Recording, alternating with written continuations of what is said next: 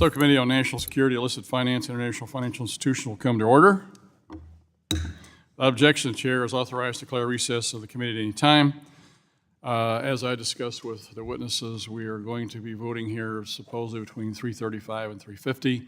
What we'd like to do is perhaps get the testimonies out of the way and perhaps the first couple questions, and then we will adjourn until we get our vote. I think it's a single vote at this point, done, and then come back and finish with your discussions, and we'll see what we can do. So the hearing is entitled How America and its Allies Can Stop Hamas, Hezbollah, and Iran and Hamas from Evading Sanctions and Financing Terror. Whew, that's a long title to this hearing, but anyway, we got to do better than that, guys. Without objection, all members will have 5 legislative days within which to submit extraneous materials to the chair for inclusion in the record. I now recognize myself for our opening statement of 5 minutes. Thank all the witnesses first for taking time out of your busy schedules to be here with us today. A little over 2 weeks ago, a terrorist attack was underway that would claim the lives of more than 1,400 innocent people and injure another 4,500. Many of these were women, children, and even babies, and the elderly. And at least 32 of those who were killed were American. Eyewitness accounts of these heinous acts was gut-wrenching. There was no surprise when Hamas quickly released a video claiming responsibility. Their behavior on October 7th confirmed that they are not a military organization, but rather terrorists of the most barbaric kind. To complicate matters, as Israel was trying to defend itself on the southern border, the Lebanese terror organization Hezbollah sent rockets and infiltrators across Israel's northern border. What do Hamas and Hezbollah have in common? Among other things, they share the same sponsor, Iran. In the attack's aftermath, highly credible news reports, notably the Wall Street Journal, asserted Iranian complicity in the Hamas attacks. Though the Biden administration, followed by Iran and others, sought to discredit these claims, it could not deny these two proxy organizations get most of their financial backing from Tehran. So how does Iran fund these and other terrorist groups, and what can the United States do to stop it? The United States began imposing sanctions on Iran shortly after revolutionaries seized the U.S. Embassy in Tehran in 1979. Over the years, as Iran continued to support terrorism and international chaos, the sanction regime responded and grew into the largest and most complex imposed on any country in the world. But in 2015, the Obama administration negotiated a deal that was supposedly intended to stop Iran's nuclear program, known as the Joint Comprehensive Plan of Action, or JCPOA. The JCPOA relaxed many of the tough and effective sanctions that the U.S. took years to implement, freeing up billions of dollars for the regime and reviving its economy. In May of 2018, the Trump administration appropriately withdrew from the agreement and initiated a maximum pressure campaign which reimposed many of the sanctions. This maximum pressure campaign had crippling effects on the Iranian regime. Iran's official reserves fell from an average of $70 billion in 2017 to $4 billion in 2020. Its economy was on the brink of collapse. This naturally reduced their ability to finance not just missile and nuclear programs, but also terrorist groups like Hamas. Unfortunately, the current administration reversed course in hopes of reviving the JCPOA, issuing sanctions, waivers, or just turning a blind eye to illicit activities that fund the terrorist Islamic Iranian state, most importantly, oil shipments. Also, controversially, last August, President Biden agreed to an understanding with Iran to swap 5 American hostages for 5 Iranian criminals. But a one-for-one swap wasn't enough for Iran, so the president tacked on $6 billion in frozen funds moved from South Korea to Qatar for Iranian use.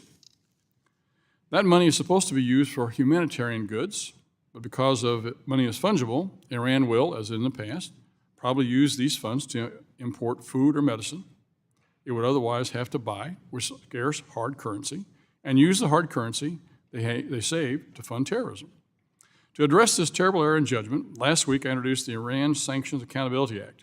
If enacted, this bill will deploy responsible due diligence standards that would close loopholes and require the president to attach requirements to humanitarian aid to prevent funds from directly or indirectly supporting illicit acts, including terrorism. As I said last week, we cannot blindly trust the Iranian government or any other adversarial regime to act responsibly with funds we've unfrozen or provided for humanitarian aid. It is both naive and irresponsible to neglect oversight of U.S. dollars once they've left our accounts. This hearing is the first of a series of hearings this subcommittee will have regarding Iran's role in financing this war against Israel and really against human decency. Again, I thank you, the witnesses, for being here today to address this sensitive and complicated topic. We look forward to your analysis and recommendations. And with that, the chair now recognizes the ranking member of the subcommittee, the gentlewoman from Ohio, Ms. Beatty, for 4 minutes for an opening statement.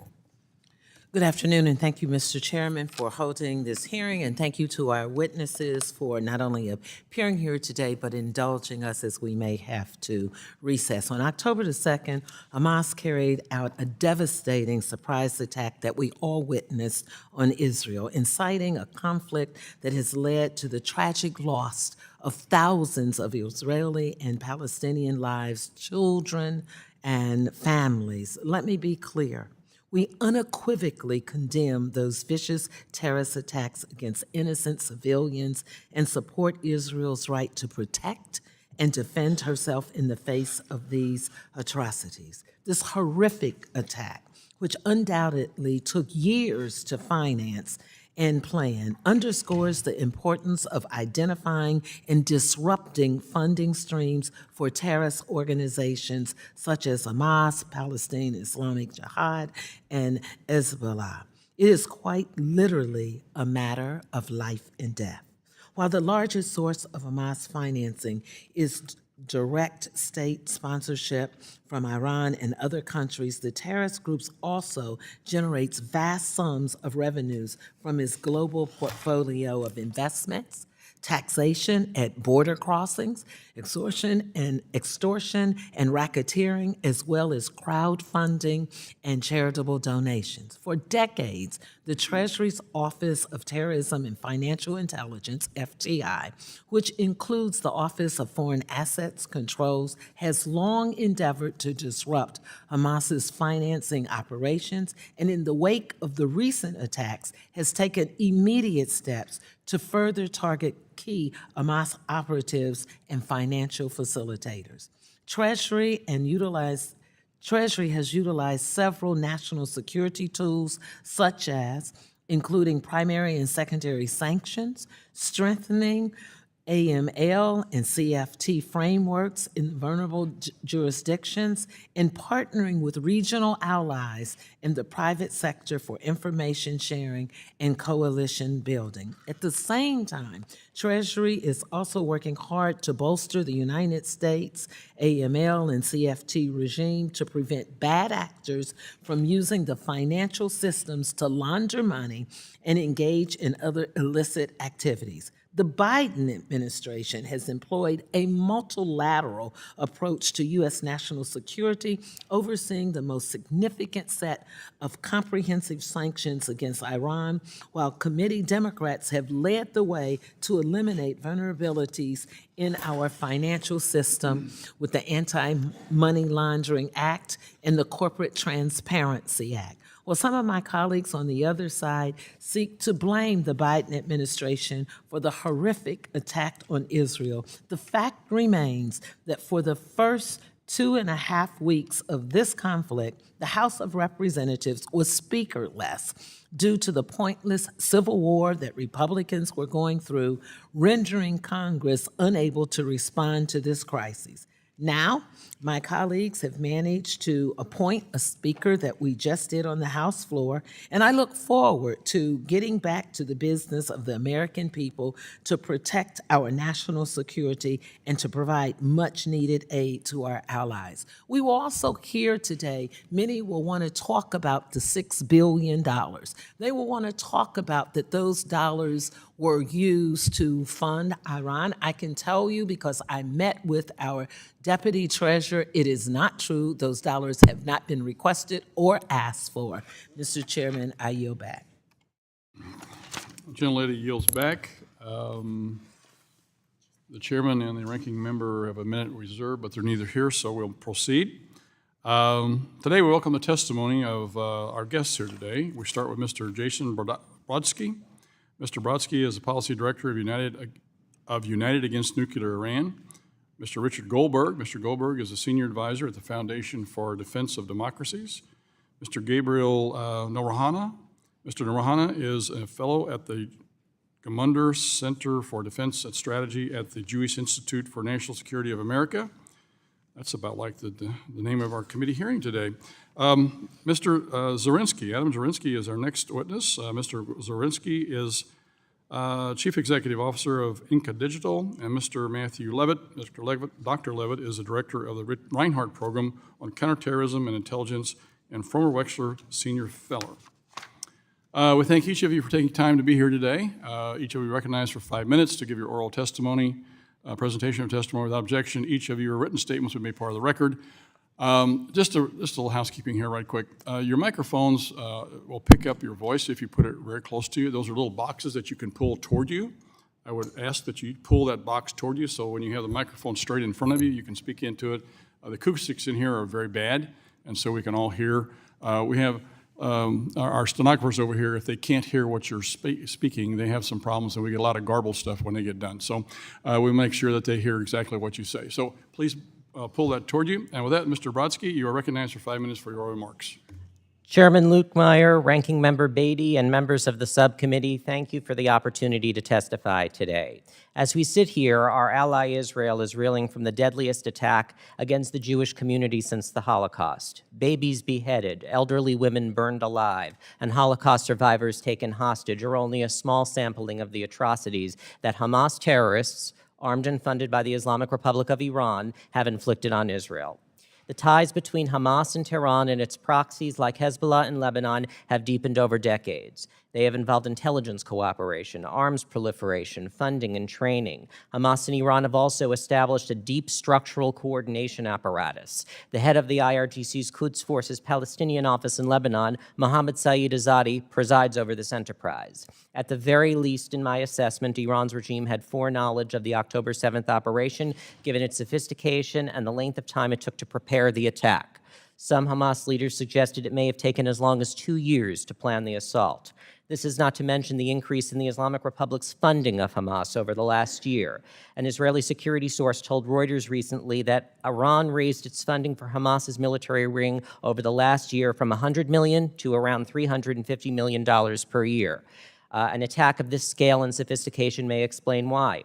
Hamas and the Islamic Republic of Iran had shared interests in the October 7th attack on Israel. The attack complicated the normalization process that was underway between Israel and Saudi Arabia. Tehran and its partner Hamas also perceived Israel as weakening from within, a prophecy that Iranian leaders have long proclaimed due to the polarized debate over judicial reform in Israel. This increased the axis of resistance's risk readiness with October 7th tragedy as Exhibit A.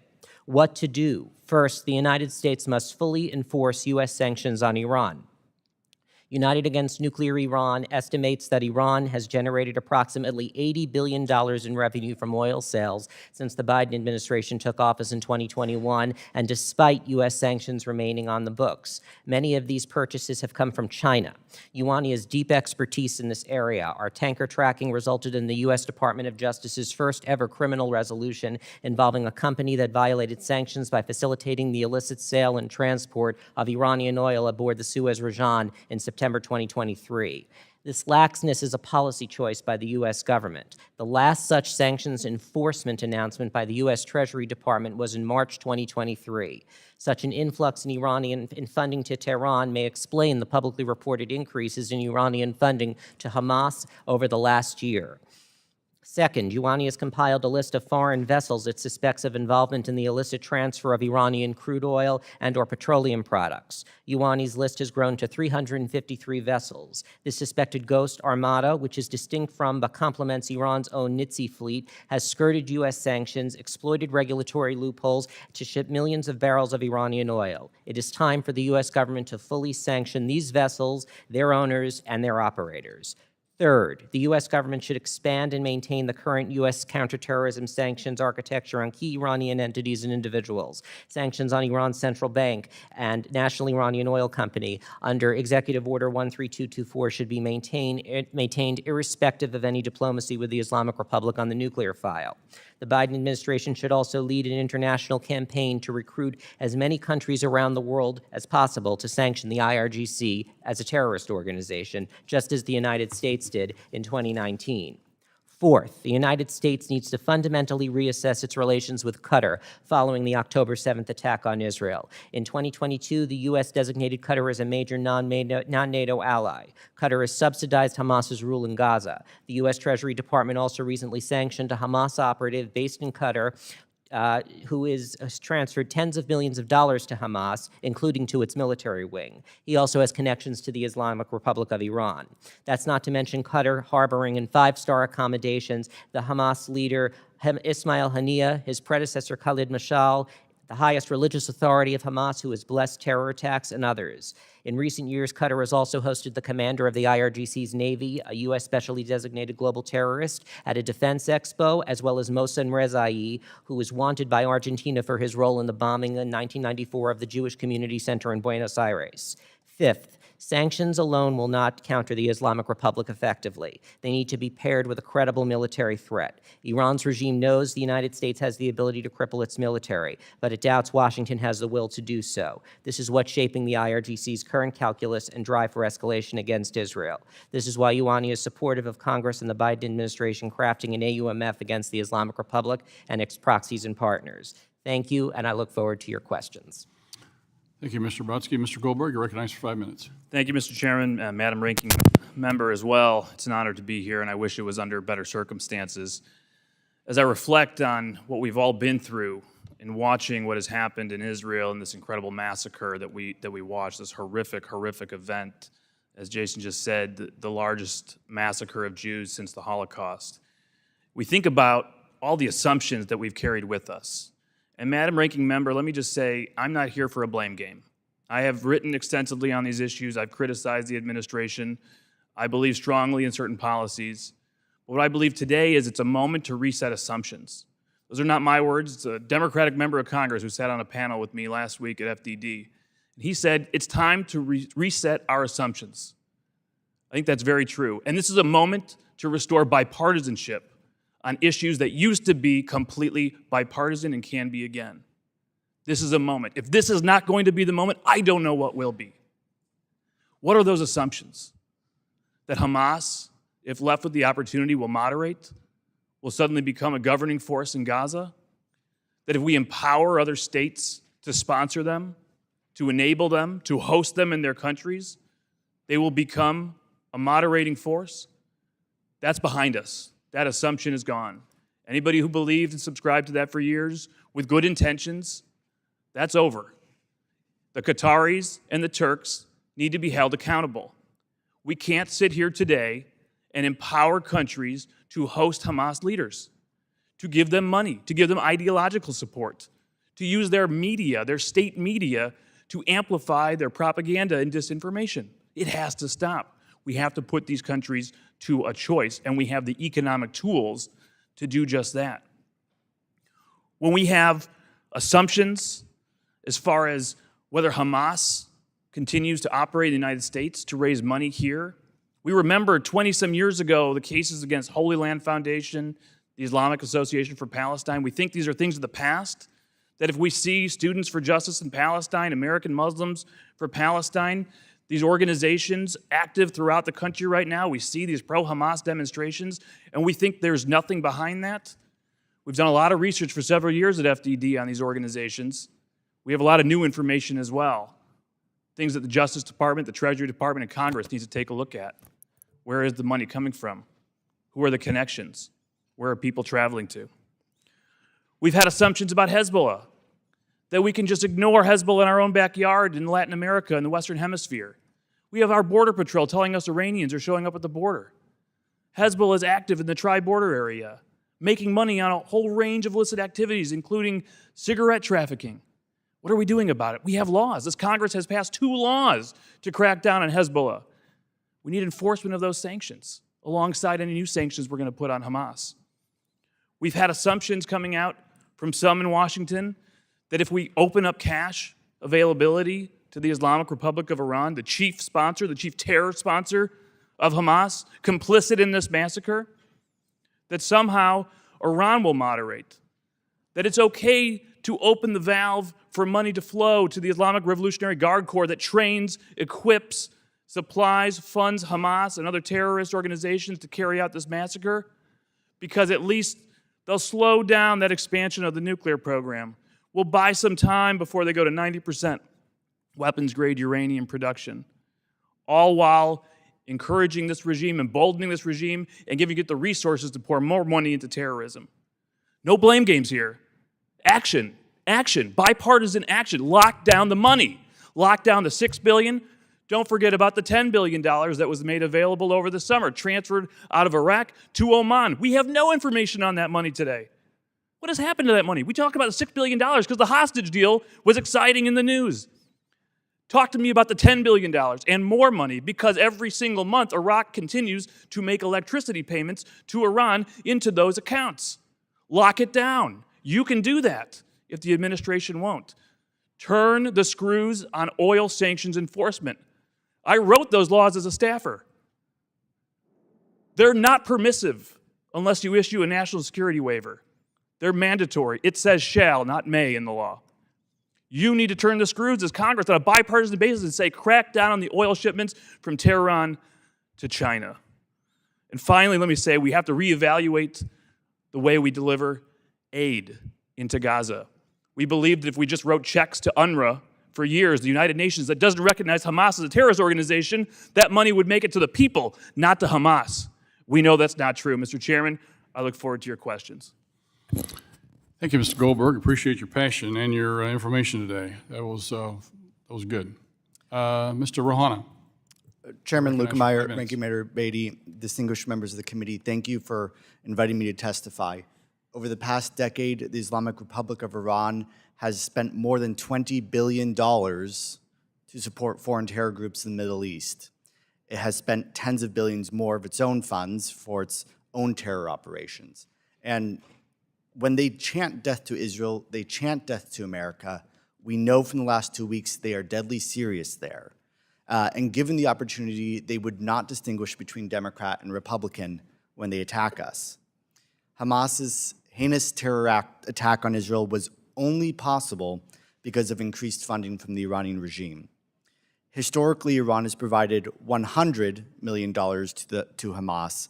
In the past year, however, that support increased to $350 million. The maximum pressure campaign forced the regime to cut back those funds, as our sanctions deprived Iran of $200 billion, according to Iran's president. Today, Iran is providing 93% of Hamas's budget. This extra funding allowed Hamas to lay low in preparation for its sneak attack. It's ensuring that Hamas can continue their attacks against Israel today. And we just learned today that Iran trained 500 terrorists of Hamas in their bases as recently as September. The Iranian regime could only afford this largesse because it has been flooded with cash in the past 30 months. $80 billion, as Jason described, in oil sales since the beginning of 2021, $10 billion in a questionable payment from Iraq that we just learned is now being laundered by the Chinese government. So there are no restrictions on that once that's done. And then the additional $6 billion into Qatari accounts. There are also unconfirmed reports that Iran has recently gained $6.7 billion in IMF special drawing rights, which are in this committee's jurisdiction. Supreme Leader Khamenei's philosophy is to use all funds the regime can obtain to advance its foreign policy of terrorism, leaving the bare minimum necessary to sustain the needs of a functional state and ignoring entirely the material needs of the Iranian people. The United States must not aid this effort. Over the past 30 months, Iran's economy has rebounded due to lax sanctions enforcement and a permissive diplomatic and economic environment. As a direct result, they have been able to increase their own military and terror budget by double digits. The United States can and must reverse this trend. A few recommendations. First, Congress should force the executive branch to enforce their existing oil sanctions against shipping companies, insurance companies, tankers, ports, refiners, and all those conducting trade in Iranian oil. Those sanctions need to be mandatory, not discretionary, as Rich mentioned, and the same applies to to the United States sectoral sanctions against Iran's metals and petrochemical industries. Their exports have soared in the last 30 months as well, generating precious revenue for the regime. and our sanctions on those sectors have barely been enforced as well. The countries most responsible for helping Iran evade sanctions are China, Hong Kong, which is run by the CCP, and the United Arab Emirates. Congress should press the administration to launch a major diplomatic and economic pressure campaign against the CCP to pressure their leadership into cutting imports of Iranian oil as part of broader negotiations. And we have to let the UAE know that business as usual of Iran is over. Second, the United States must claw back the $6 billion provided to Iran last month. The deal we made with Iran became irrelevant when they funded the attack that killed more than 30 Americans and took more than a dozen Americans hostage in Gaza. I can assure this committee, having worked on Iran's sanctions evasion for several years, that if given to Iran, these funds will not be used for to alleviate the suffering of the Iranian people, and I'm happy to go into detail. The regime has a long history of pilfering food and medicine to resell in the black market in Iraq and Afghanistan. The proceeds will likely be diverted for terror or stolen by regime elites. The Treasury Department's temporary freezing of these funds is not sufficient. The Iranian regime will inevitably pressure Qatar and the U.S. To turn that spigot back on. Perhaps they'll take more hostages to do so. So Congress should rescind the September 11th waivers and ultimately work to transfer those funds to the victims of Iran and Hamas's terror. Congress should work to ensure Iran cannot access the $6.7 billion in IMF funds by codifying restrictions that prohibit them from converting special drawing rights to currencies they would like to use. And Congress should ensure that all state sponsors of terror, including Iran, are excluded from future allocations of special drawing rights. The status quo must end. Today's policies are enriching, enabling, and encouraging the regime to carry out their terror plots. Thank you, and I look forward to your questions. Thank you. The buzzer a minute ago indicated that we do have votes that are being called. What we'll do is continue on with the testimony and see once where we are at that point and where we are with the vote. So, Mr. Zarazinski, you're recognized for 5 minutes. Thank you, sir. Honorable members of this committee, thank you very much for giving me the opportunity to testify here today. It's an honor and a privilege. My name is Adam Zarazinski. I'm the CEO of Inca Digital, a data analytics and all-source intelligence company focused on cryptocurrency. I'm also a major in the U.S. Air Force JAG Corps Reserve, and I spent 4 years active duty. I don't like bad people who try to do bad things, and I've in part dedicated my career to stopping them.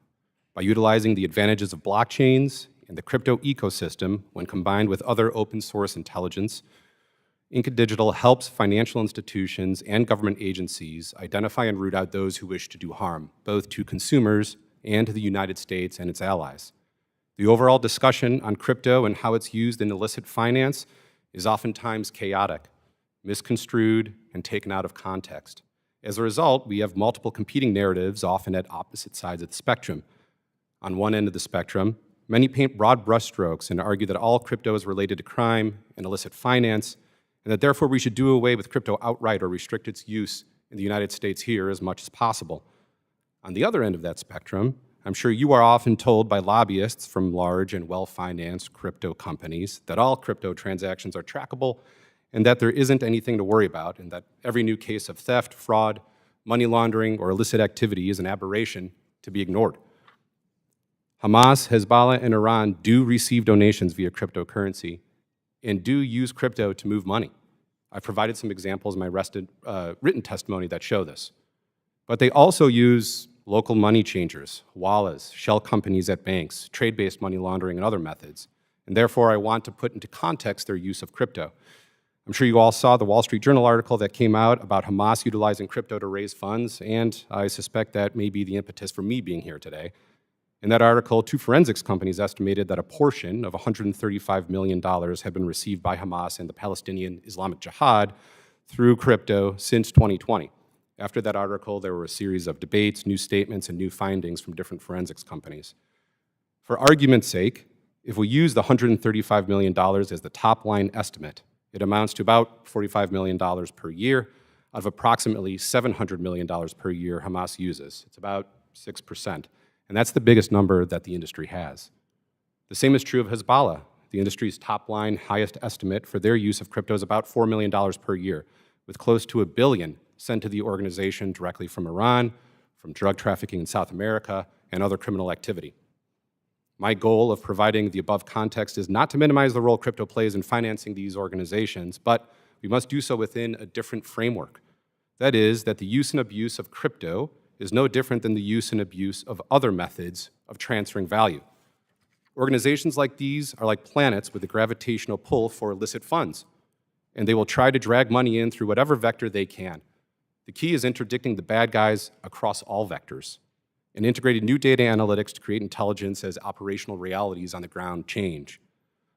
While the extent of terrorist financing through crypto might sometimes be amplified, it remains an undeniable concern, and there are plenty of other national security challenges where crypto is now part of illicit operations, from North Korean hackers stealing billions to China building crypto infrastructure to avoid US financial rails.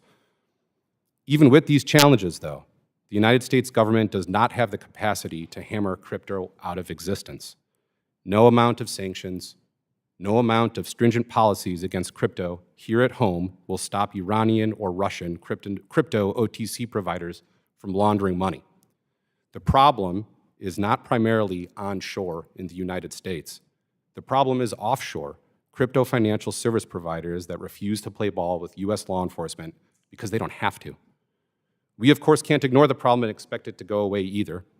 You are right to be concerned. Hamas and others will exploit any weak spot in order to bring in funds, crypto or otherwise. In order to interdict this sort of activity, what we must do is continue to develop technology to identify and stop bad actors in crypto, and to build a strong crypto ecosystem here in the United States. Bringing crypto onshore is ultimately the best way to control these activities because it will exist offshore whether we like it or not, and the more of the market we get here to monitor and regulate safely, the better. I acknowledge we're not there yet, so part of the goal of the work of our lawmakers should be to draft bills in such a way that it can and does get there, and gets here onshore in a healthy way that balances privacy and law enforcement. In other words, one of the best ways to stymie crypto use and terrorist financing is to do what we always have, to what is fundamental to America. Allow for an open society with bold thinkers and entrepreneurs pushing the limits of the system with technological innovation. Our national security depends on it. Thank you. Thank you. The gentleman yields back. I misspoke a minute ago. We do not have votes. They called us. They're going to have some debate first. I was misinformed. So it'll probably be an hour before we get votes called, so we should be able to go a long way through the hearing here. So I look forward to your continued testimony and questions here. So we'll continue. Mr. Levitt, you're recognized for 5 minutes. Thank you, sir. I promise to take less than an hour. Chairman Luetkemeyer, Ranking Member Beatty, distinguished members of the committee, it's an honor and it's a privilege to be able to be here to testify before you today. My name is Matt Levitt, and I used to serve as the Deputy Assistant Secretary for Intelligence Analysis at the U.S. Department of the Treasury, and before that worked these issues at the FBI. In the weeks leading up to this horrendous attack, which I think we have to put into context as one of the worst acts of international terrorism ever, and one of the worst acts of international terrorism ever to affect the United States. Before this, I was gearing up for a major study on the financing of Hamas. So if you allow me, in my written testimony, I've gotten into great detail about it. I'll highlight a little bit about it here because I think there's some things we need to understand. First of all, there are constants, and there are also things that have changed. The constant is Iran. Iran has financed Hamas since its inception in 1987, a continual regular upgrade in funding.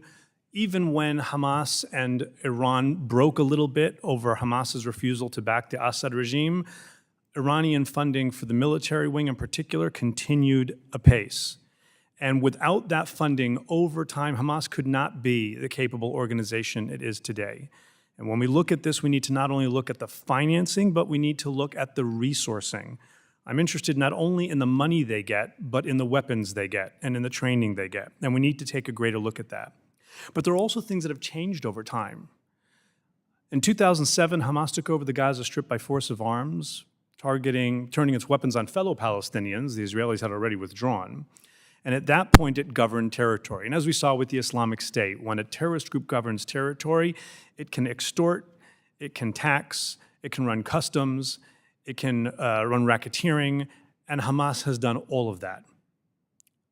Everybody I've spoken to in this country, in Israel and otherwise, agrees that as of right now, Iranian funding for Hamas is the second most significant source of funding.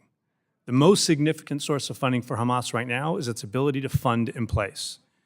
Therefore, everything else aside, the Israeli effort to dislodge Hamas from governance in the Gaza Strip and from being able to use that area as a safe haven and as a cash cow is the single most important thing to be able to deny them money. Now, when that happens, it will also remove Hamas's greatest costs. They will need less money because they won't be paying salaries and all that, but it will be a significant strike. They will also have to deal with Iranian financing of Hamas, which is the constant.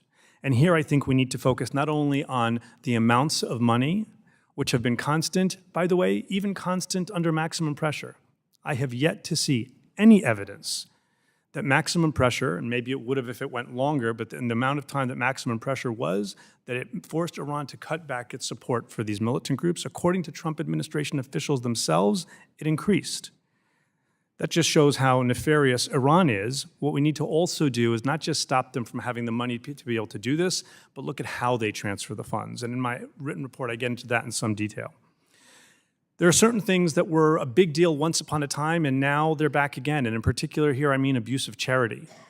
Just in the 2 weeks since this attack, the Revival of Islamic Heritage Society, based in Kuwait, designated by the United States, has been raising funds for Hamas again. A father-daughter team in the Netherlands raised €5 million for Hamas. The Union of Good, designated by the U.S. Treasury, created by Hamas for Hamas to oversee charitable giving, is in the business again. I'm going to skip my comments on crypto because Adam did a great job. I get into it in my written testimony. But I think that the 3 different U.S. Treasury actions, including one this week, on Hamas finance and investment committees are critical. And I direct you to look at the details in my written testimony about the extent of the locations across the Middle East and North Africa where this happens. There needs to be robust sanctions diplomacy with these countries. And where that doesn't work, I think Congress has a role to play because it is long overdue for there not to be secondary sanctions targeting all foreign terrorist organizations. As of right now, only with the Hezbollah International Finance Prevention Act, HIFPA, are there secondary sanctions in regards to Hezbollah. Somebody explain to me why we don't have secondary sanctions regarding every other FTO.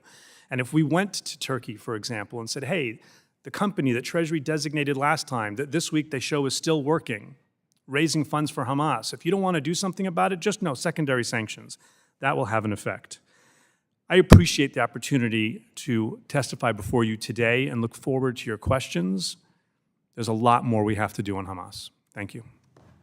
Thank you, gentlemen. Wow, very powerful testimony from each of you. Thank you very much. Now we'll begin the question portion of our hearing. I'll recognize myself for 5 minutes. And before I get started with my questions, I've got another question with regards to terrorist cells here in the United States. We continue to see an open border where all sorts of terrorists are pouring through. I mean, the number is staggering just so far this year that they've caught, I think, between 150 and 200 terrorists. How many got in before we even caught them? That's a concern. So does anybody have any information with regards to terrorist cells here? Yes, sir, Mr. Noronha. In the first 14 days of this fiscal year, there were 30 individuals from Iran encountered at the southern border between border crossings, 68 from Syria. In terms of terror cells, there are active assassination plots against around a dozen Americans today, including my former bosses, Mike Pompeo, Brian Hook, John Bolton. There are Those are existing terrorist activities. There are assassination plots right now on American citizens. Active plots on U.S. soil. There have been close calls, and those calls have continued. Those close calls have continued even after warnings from the White House against the Iranian regime. And there are operatives here in the United States. So are they financed from Iran, or are they financed from Hamas in Gaza? They are primarily financed from Iran. There are bounties of between $300,000 and $1 million on the heads of John Bolton's bounty is $300K and Iran's. So how is the money transferred? I'm assuming they're using U.S. banks to transfer the money here to allow those cells to exist and fund those payments have been made in cryptocurrency according to DOJ filings, deposited into the accounts of would-be assassins. And those accounts are overseas? They are crypto accounts on the accounts, okay. chain, on the blockchain. So they transfer the money for the assassination plots that these cells hope to carry out in crypto. That is correct, sir. Holy cow. Okay. We've scratched the surface, haven't we? First question I have is with regards to the UN Security Council Resolution 2231, Iran nuclear deal. A core component of the UN Security Council Resolution 2231, commonly referred to as the Iran nuclear deal, prohibits transferring missiles, drones, and adjacent weapons technologies to and from Iran. That resolution expired 1 week ago on October 18th. As a result, the UN no longer prohibits Iran from activities related to developing nuclear weapon delivery systems, including intercontinental ballistic missiles, ICBMs. Moreover, the UN Security Council is no longer monitoring Iran's imports and exports for items that could contribute to the nuclear program. While the U.S. and EU decided to maintain restrictive measures against Iran, those two countries represent just a small portion of the 193 countries bound by UNSCR 2231. Mr. Goldberg, please describe the gaps that are in place as a result of the expiration of this agreement that allow Iran to buy and sell previously controlled technologies. Yeah, thank you, Mr. Chairman. This is a really important issue. This administration has valued multilateralism as something paramount in their foreign policy. The value and legitimacy of a Security Council resolution, of working with allies, of not just having America first policies in our sanctions, but going to countries and saying, we have sanctions, we are going to enforce our sanctions, and they are in line with the Security Council resolution. One would think that if you had the ability to keep a Security Council resolution restriction on Iran with respect to the transfer of missiles and drones and conventional arms, that you would want to keep that in place. Because right now we see Iran transferring armed drones to Russia for months for use against the Ukrainian people. We see the ability of Russia now to work with Iran to advance their missile program for use against us, the United States of America, as Chairman, as you mentioned, in their long-term ambition of developing ICBMs. And so the question is, could we have avoided this gap that we now have? Last Wednesday, when the president was in Israel expressing his solidarity with the Israeli people, it was the same day he was allowing, with our European allies, that Security Council resolution restriction to expire. It actually doesn't have to expire. We can bring it back anytime we want. We can work with the UK, France, and Germany, send a letter that we can write in the back right now, Mr. Chairman. Dear Mr. President of the Security Council, we're triggering the snapback of UN sanctions, and in 30 days it all comes back, and Russia and China can't do anything about it. The only reason you wouldn't do that is either A, you're keeping the possibility of continued nuclear negotiations and a nuclear deal on the table, or B, you fear Iran's response, and therefore you're actually signaling at this moment of trying to restore deterrence that we're afraid militarily of the Islamic Republic of Iran. Anytime you allow yourself to be bullied, you're in for trouble. Just mark my words. Thank you for your testimony. With that, we'll yield 5 minutes to the ranking member, Ms. Beatty from Ohio. Thank you, Mr. Chairman, and thank you for bringing up the whole question of funding with crypto and crowdfunding. And thank you, Mr. Zarazinski, for explaining that. That took care of my question, but I think that's something we need to pay a lot of attention to, and that has also been one of the topics in this committee as we look at illicit financing and what can happen with that. Dr. Levitt, let me go to you. We've talked a lot about not only the financing, but the training, and we've talked about the weapons and the guns. Let's talk about Treasury. So since a lot has been said about what we could do, can you put it in perspective for us on how the Treasury is or can be working to disrupt these funding streams now, or what more can we do? There's a lot that Treasury can do. There's a lot that others can do as well. It's not just a question of Treasury. I expect that the designation package that we saw this week is not the end, but the very beginning of a slew of actions that the U.S. government, Treasury in particular, are going to take, targeting various aspects of Hamas funding and transfer, not all, but many of which will involve Iran. I think one of the things in general that this conflict reminds is that if you don't visit the Middle East, it's going to visit you, and that great power competition and counterterrorism are not mutually exclusive. As my colleague just mentioned, when Iran is sending drones to Russia, which, by the way, it was doing even before the sunset clause just now, before the existence of this UN Security Council resolution wasn't stopping it. That means that there are obvious areas of overlap between great power competition, regional power competition, and counterterrorism, and we need to do a better job there. So I think you're going to see some rejiggering within government of full-time employee slots. Many people were moved, starting in the Trump administration and continuing in the Biden administration, from counterterrorism to great power. And I understand that, but I think it's pretty clear we're going to need to figure out the balance. Let me go to something else that we discuss on both sides of the aisle a lot. And there's been a lot of discussion about this fungibility, and that's with a G, that are designated for humanitarian purposes.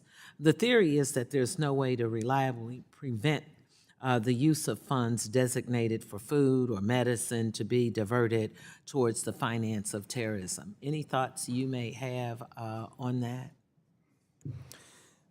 Fungibility is a critical issue, so thank you so much for the question. There are two issues here. One is humanitarian aid, and then there's other types of fungibility. With respect to my colleagues, I think I have issues, I have concerns about the $6 billion in the first place, but the $6 billion hasn't moved. It's not fungible. Knowing that it's there doesn't help you. That's not part of the concept of fungibility. Nor did Iran need that $6 billion to be able to finance Hamas, and this plot was financed long before. I don't think there's an issue here of fungibility of funds that the $6 billion affected this particular attack. Iran was already responsible for that in other ways. Humanitarian aid, I think we need to recognize that there has to be a balance. It can't be zero sum. It can't be that we're going to stop all money ever going to terrorism, so we're going to do nothing in a humanitarian crisis. And it can't be that there's a humanitarian crisis, so we're just not going to do anything to combat terror financing. There are all kinds of licenses within U.S. law. The U.S. and Ireland put forth a process that passed at the UN Security Council so that there's the ability, even in areas of Syria or Somalia or the Gaza Strip where there are terrorists in charge, where you can still provide some aid, and we're going to have to balance that.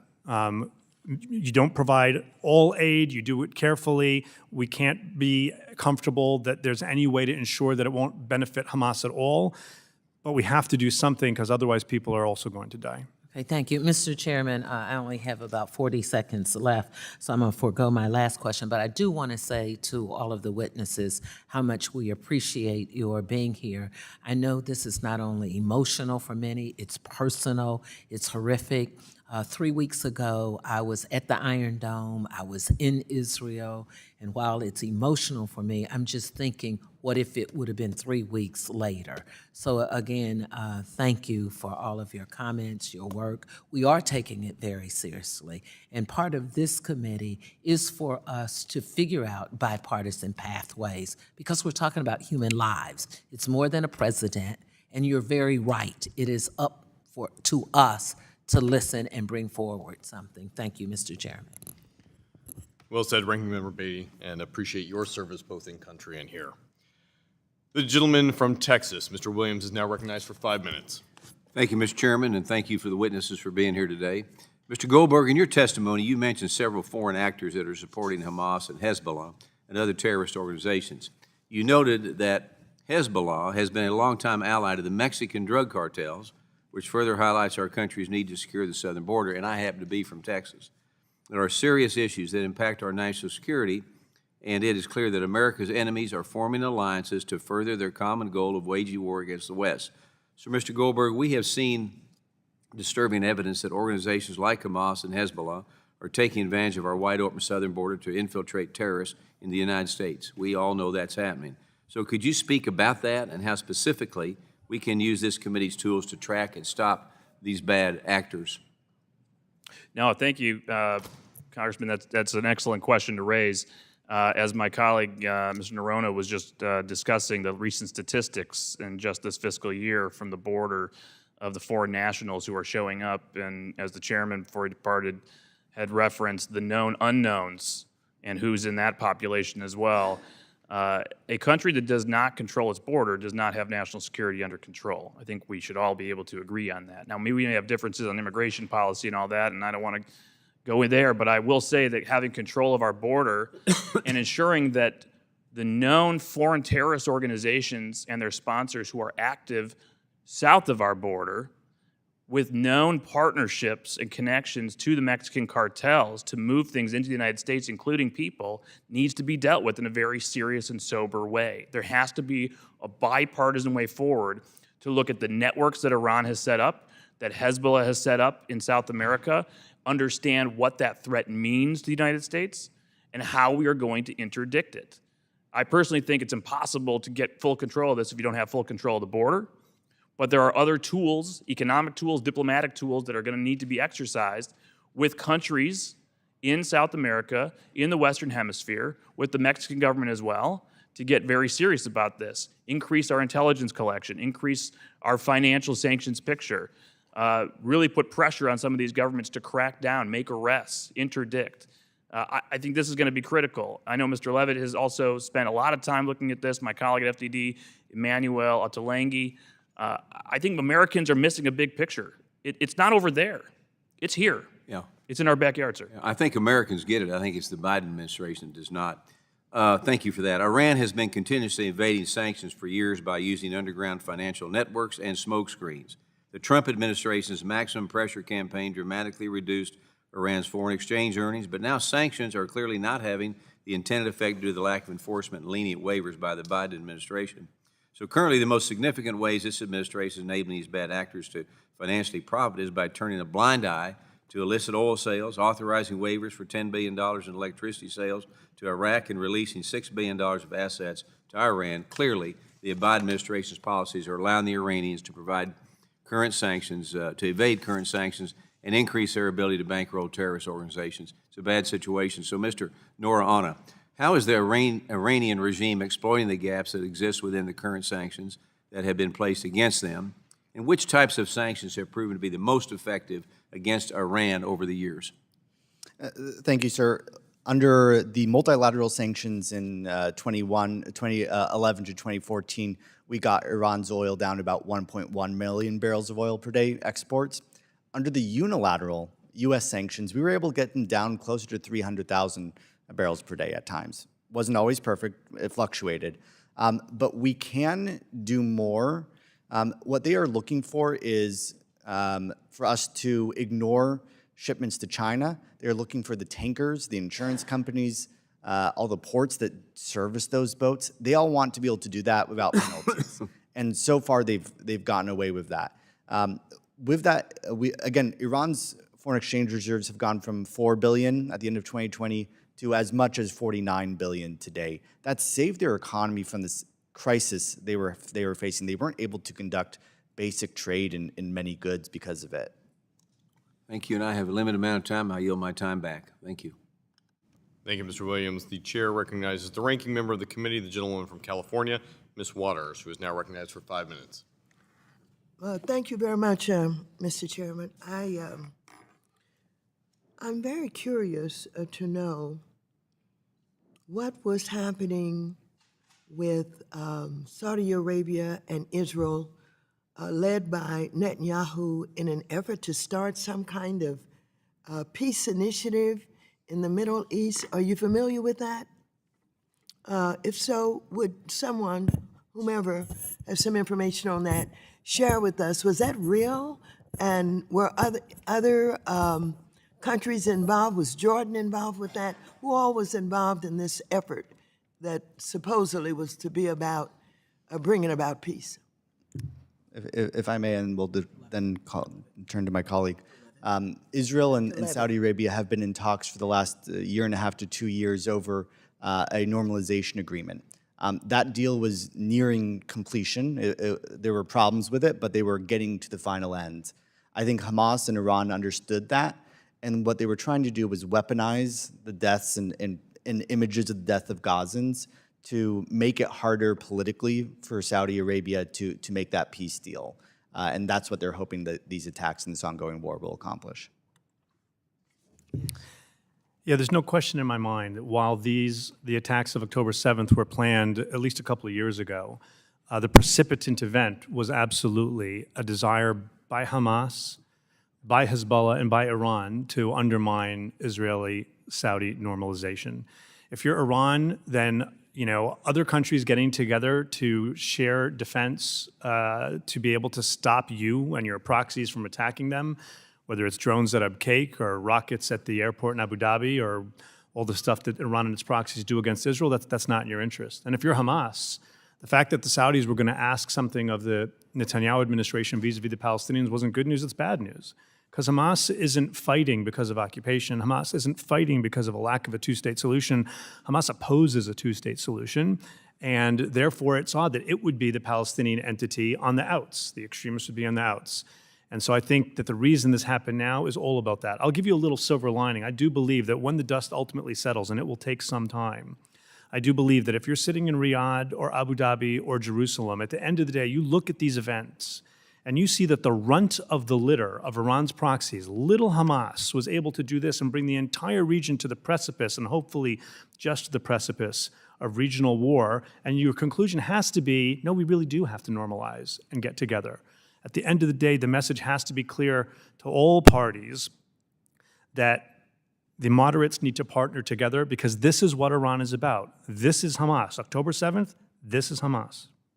And so let me ask you, I have not had an opportunity yet to read information about cryptocurrency and how it could be utilized by Hamas in terms of gathering resources that they need to continue with the war materials, et cetera. Would that connection be Iran? Is the crypto connection with Hamas?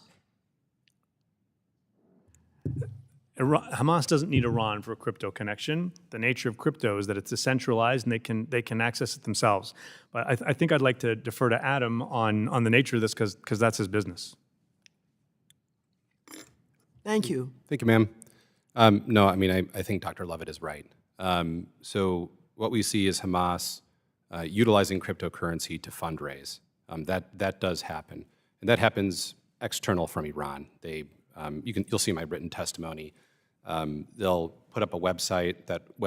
Some websites are now hosted in Russia, and they solicit for crypto donations. We can track that, and we can watch as funds flow into their wallet addresses. But that is the primary connection. It's not the only one. I mean, they are utilizing cryptocurrency to move funds back and forth. But the primary method through which Hamas and Hezbollah utilize cryptocurrency is fundraising campaigns.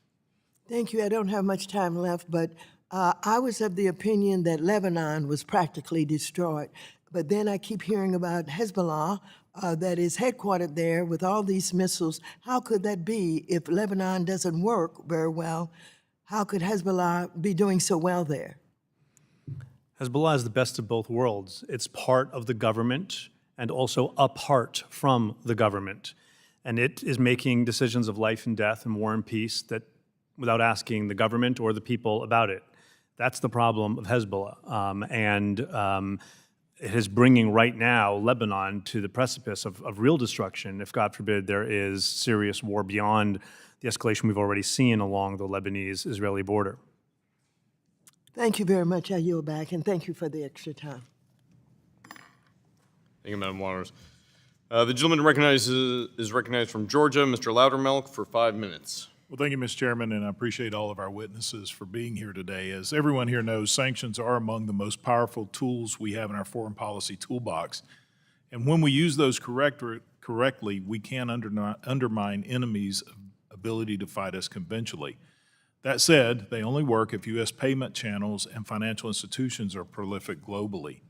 Mr. Brodsky, I want to ask first about the effectiveness of secondary sanctions in relation to the $6 billion in oil revenues that have been discussed in the news lately. In our conversation prior to this hearing and in your testimony, you mentioned the need to levy sanctions on Qatar. If we were to tighten those sanctions, would that undermine the willingness of the Qataris to cooperate in a freeze on that $6 billion in oil revenue? Thank you, Congressman, for that question. I think that the $6 billion, we have to separate that out. The $6 billion right now, the U.S. has oversight on how that's being spent in Qatar. The issue is the fungibility question, and $6 billion that is allocated for humanitarian purchases frees up $6 billion more in the Iranian budget to enable it to use for nefarious purposes around the world. Now, we're not advocating for sanctions on Qatar right now. We are demanding that they first turn over Hamas leadership, Ismail Haniyeh, Khalid Mashal, and others, to U.S. custody. And if they don't, that's when consequences have to happen, and in our view, sanctions should be levied. All right, well, thank you for that. What about future economic operations targeting Iran through Qatar? Could sanctions on Qatar or Qatar discourage future cooperation with U.S. sanctions? Well, I think that it would fire a warning shot to Qatar, because Qatar has a choice. It could choose the United States, or it could choose the Islamic Republic of Iran. For most of us, that's no choice at all. It's the United States. So I do think that it's time to give them that choice and make them choose. All right. We're going to call their bluff. In your opinion, what can Congress do to ensure U.S. sanctions on Iran remain credible and don't discourage our current partners from engaging with the United States? Well, I think that, first of all, we have to enforce our sanctions consistently. As I mentioned in my testimony, this has been an ongoing issue. It's a feature, not a bug, of current U.S. policy, and that is because, as a part of the informal diplomatic understandings, as publicly reported, that the Biden administration had reached with the Islamic Republic to de-escalate, the U.S. would turn a blind eye on a lot of these illicit purchases of Iranian oil, especially from China. So what's happening is that now the Islamic Republic has violated those understandings, because one of the elements of those understandings was that its militias would refrain from targeting U.S. forces in Iraq and Syria. We've seen at least 13 attacks over the last few days. That's a clear violation of some of the terms as publicly reported, and so that's why we need to crack down on that. So what I understand is that there is a side deal, per se, that was made with Iran that never came through Congress. And even though that side deal was done, the administration is looking away at the violations of what I would call an illegal side deal. Yes, it just happened. Those violations just happened in recent days, but that should have triggered already the U.S. to start enforcing sanctions. But yes, I think that they are looking the other way, and there needs to be a fundamental rethink and reset of our Iran policy, and that's what's needed at the moment. So sanctions only work when they're actually enforced. Right. And I would just add, there's a difference between quantity of sanctions and quality of sanctions, meaning quantity of sanctions, you could levy 400 sanctions on individuals who have no assets or don't travel to the United States. That does not impact the Islamic Republic's decision-making calculus. What does impact the Islamic Republic's decision-making calculus are enforcement of the oil sanctions and the energy product sanctions. Mr. Brodsky, I appreciate your testimony here. I'm quickly running out of time. I really don't have time to get into these others. I'll submit these other questions for the record. With that, Mr. Chair, I yield back. Thank you, Mr. Lederman. Those will be submitted for the record. With that, the gentlewoman from Colorado, Ms. Pedersen, is now recognized for 5 minutes. Thank you, Mr. Chair. Thank you all for being with us today, and I know that we've talked extensively about some of the questions that I had. We all know that we're on the precipice of an extended war and humanitarian crisis in the Middle East, and the committee's focus today on Iran and their illicit financing of terrorism is incredibly important. Iran is Hamas's most significant funder, providing Hamas upwards of $100 million a year. And while we still don't know if Iran directly coordinated with Hamas on the recent attacks, it is clear that they are complicit with these actions. And in September of this year, as we have discussed at length, the Biden administration negotiated an agreement with Iran for the release of $6 billion in Iranian funds in exchange for the release of 5 American citizens. And something that I want to touch on is when we look back at, since 2015, the United States has negotiated with Iran and walked back numerous deals. And my question is, Dr. Levitt, on what you think the long-term implications are with our relations with Iran if we walk back this deal, and what the relationship will look like in the future, and the things that we should contemplate if we move in this way. Thank you for the question. There can be no question that Iran is a terribly malign actor. I think, though, that it's long past time to move past a siloed approach that looks only at the nuclear file. Recent events show that Iran, through proxies that are extremely inexpensive for Iran in terms of its overall budget, can do a tremendous amount of damage, not only to the region, not only to our allies, but to us in terms of targeting our interests as well. We need to balance what sanctions we want to consider revitalizing. We need to balance also the nuclear program. So while we move out of this siloed focus, we need to recognize Iran is closer today to being able to have a nuclear capability than it was under the JCPOA. And I don't say that as a partisan statement. So this is a complicated matter, and it's not one to be decided in the emotion of the moment. I also think that it's not the case that the only way to deal with things like the sunset clauses is to snap back. I don't have any faith in the United Nations tracking these things. We were never using the United Nations to track these things. It was US intelligence and British intelligence and others, and that is absolutely still happening. In fact, our European allies, most of them are saying they're not going to respect the end of the sunset, and they're not going to allow this. So I think we need to take a holistic view at all of our authorities. And while I appreciate the comments as a former Treasury official about how effective sanctions are, I'm going to be the skunk in the room and say sanctions are not going to solve your problem, never alone. They have to be part of a larger toolkit. Thank you. I'd love to talk about that larger toolkit, but also when you acknowledge that sanctions are not the only answer and they have to be used strategically, and I think something that I'm concerned about is if we overuse them, that we push the move away from the US dollar and the implications there for our economy. And so when we look at the roles that Qatar and Turkey are playing in financing terrorist groups like Hamas, what do you think the long-term consequences of looking at sanctions, because we know that they are supposed to be our allies in ways they hold key military bases for the United States. So how can we think about approaching Qatar and Turkey around these issues as well? So first, I think there's a lot to be discussed on concerns about the overuse of sanctions, but we shouldn't be too concerned about that. We do need to be concerned about that. There were sanctions on people related to the International Criminal Court that I thought were ridiculous and severely undermined the credibility of our sanctions regimes, not just that particular set of authorities.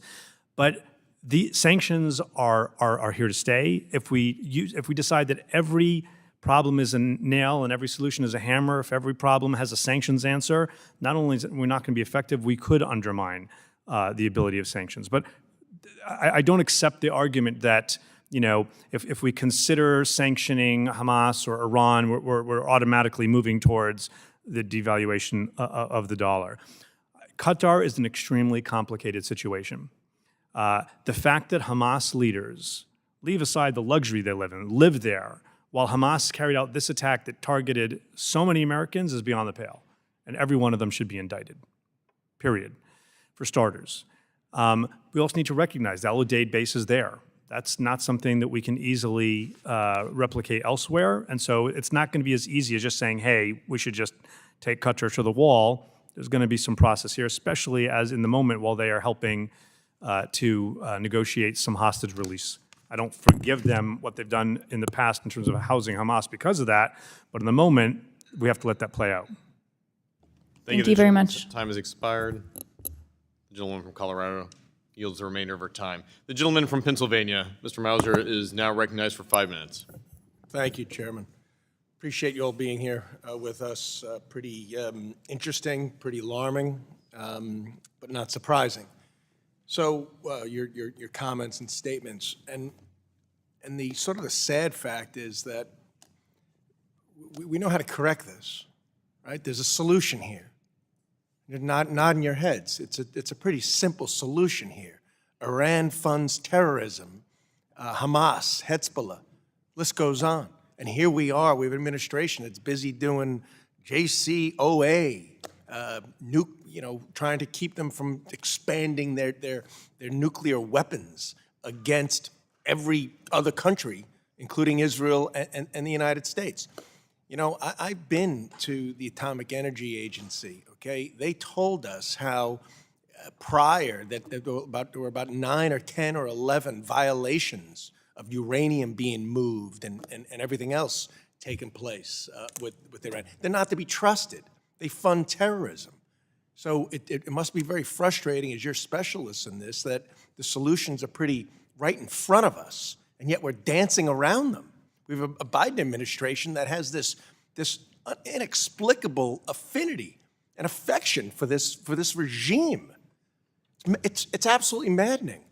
So what do you estimate, what's your estimate of how many weapons, I'll go start with you, Mr. Goldberg, Hamas has been provided, whether through funding, through payment, or actual weapons to Hamas from Iran, that wonderful country, Iran? As much as $100 million a year can buy. $100 million. When you look at weapons, underwriting, training. But was it higher recently because they were getting prepared for war? The terrorist attack on Israel, where they mutilated 1,400 to 1,500 Israelis? Well, I'll say that we know Americans killed Americans, took Americans hostage. We know since 2021, sir, that the IRGC, the Revolutionary Guard Corps, has been coordinating an intelligence war room in Beirut, where they sit with Hamas, Hezbollah, and Islamic Jihad, share intelligence, train, coordination, etc. The Wall Street Journal has extensive reporting, including just a few hours ago, on the role Iran has played. Right. This is extensive. The idea that we're going to try to separate Iran from this massacre We have a Department of Defense and a State Department that says, we don't see any direct connection, and the White House. And yet the head of Hamas was in Tehran 10 days before the invasion. What were they talking about, the weather? What do you guys think? Well, you know what I would like to know? I'd like to know why 24 hours after Tony Blinken was in Doha, the Iranian foreign minister was allowed to show up and meet with Hamas's leader who lives there, and why we do nothing about it with the Qataris. Why we have all this, we have to balance our act with the Qataris. It's complicated. It's not complicated. Exactly. It's not complicated. The so-called fungibility or non-fungibility, I mean, give me a break. I mean, it's a ridiculous argument not to think that $6 billion, that the president of Iran, by the way, stated we're going to use the money any way we want, but let's not believe him. Of course it's fungible. You don't even need that word. He could use other funds for military that he would normally use to maybe feed his people that are starving, and were starving more so under the Trump administration, and their economy was plummeting because of the oil sanctions. I want to ask about that too. 100%, sir. You know what? When people try to make apologies and say, oh, this $6 billion didn't do, this $6 billion would never help them. Stop talking about the $6 billion. Yeah. This has been going on since January 20th, 2021, when we moved from maximum pressure to maximum deference, starting to not enforce our oil sanctions. You see the surge in the export starting there. And over this summer, when we cut the secret nuclear deal, over $50 billion in this package, that's a lot of money. Yeah. You know what? Here's a basic question to ask everyone. Are we better off in our national security with the largest state sponsor of terrorism having more money or less money? Basic question. Oh, we got to balance it with their nuclear. What do we got to balance? What do we have to balance? Because they might go nuclear, we might be forced to actually have a credible military threat. Well, tell you what, if the President of the United States right now is going around the world saying, I'm going to deter Iran, don't you do it, don't you do it, I'm going to move another carrier strike group in, who in Tehran believes he's willing to do that?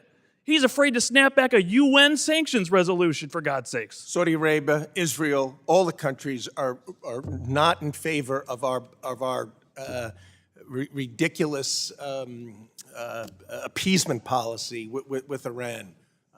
I'm out of time. Thank you all very much. Keep up the good work. I yield back, Mr. Chairman. Thank you, Mr. Muser. Good line of questioning there. Gentleman from Illinois, Mr. Foster, is now recognized for 5 minutes. Thank you, Mr. Chair and Ranking Member Beatty. First, just a quick comment about the JCPOA.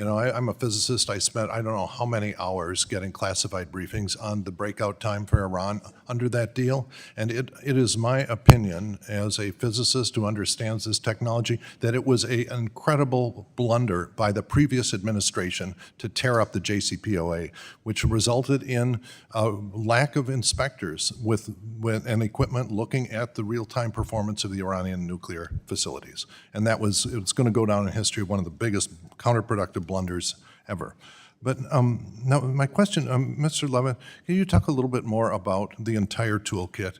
It seems to be that one of the real points of leverage that we have with Iran is that young people especially kind of hate the autocratic theocracy that's running the place. And that there's a danger that if we provide the wrong kinds of sanctions, the wrong kind of financial pressure, it simply gives the government an excuse for why things are going so badly. And so how do we look at that?